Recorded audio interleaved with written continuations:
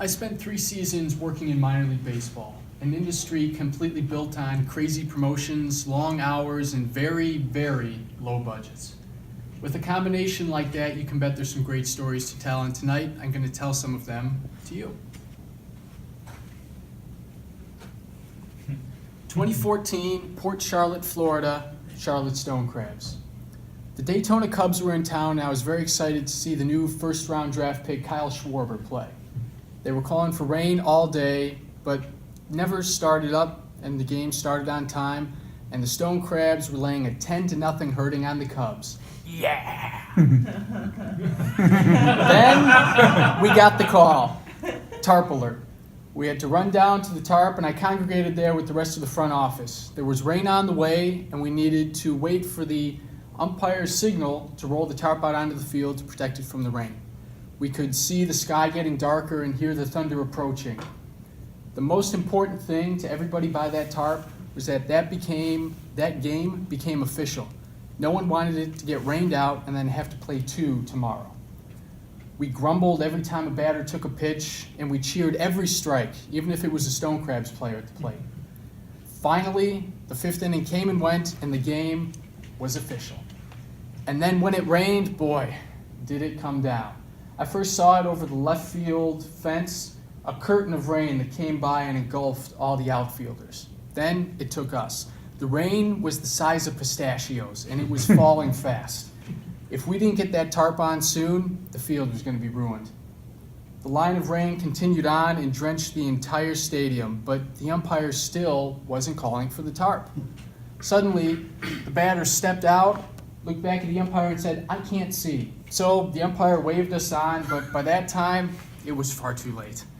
We all grabbed a handle of the tarp and we sprinted out onto the field, but between the grass and the infield acting like quicksand and the falling rain adding weight to the tarp, we struggled to protect our field. Finally, we just couldn't pull the tarp any further, and we were well short of where we needed to be. The entire first baseline was still exposed. There would be no more baseball played that day. What no one seemed to notice was that Stone Crabs pitcher Blake Snell, who was working through the 6th inning at the time of the downpour, had yet to give up a hit. And because it was an official game, it was also an official no-hitter, the first in Stone Crabs history.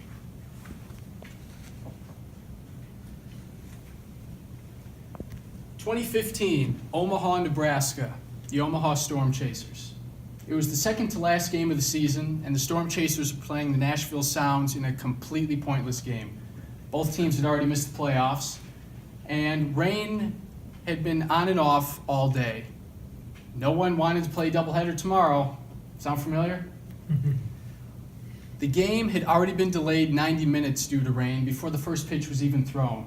And when the game finally did start, the Nashville Sounds jumped out to a 5-1 lead by the end of the 3rd inning. At that point, as a light rain began to fall, an unspoken agreement went into effect between the two teams. Finish this game as fast as possible. Guys were swinging at the first pitch, making quick outs, and just in case you didn't think something was going on, I saw a batter hit a ground ball to the third baseman, and when the third baseman bobbled it, he slowed down on his run to first base, just to ensure that he would be thrown out. Most MLB games take over 3 hours to complete. We finished the game that night in just over 2. The other thing that made that night memorable was it was the final pitching performance of MLB great Barry Zito. The 37-year-old came on in the 7th inning as the rain started to fall harder and logged 3 quick outs. He exited to applause and hugs. He was done. That night, as I left the stadium, I passed the visitors' clubhouse, and there were empty champagne bottles and corks all over the ground, and you could smell the alcohol wafting out of the door. It was Barry Zito's retirement party. At least, I wish that's where the story ended.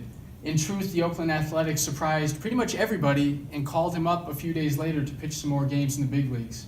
He only appeared in 3 games and got hit pretty hard, so I think Barry Zito wished, along with me, that his career had ended that night in Omaha.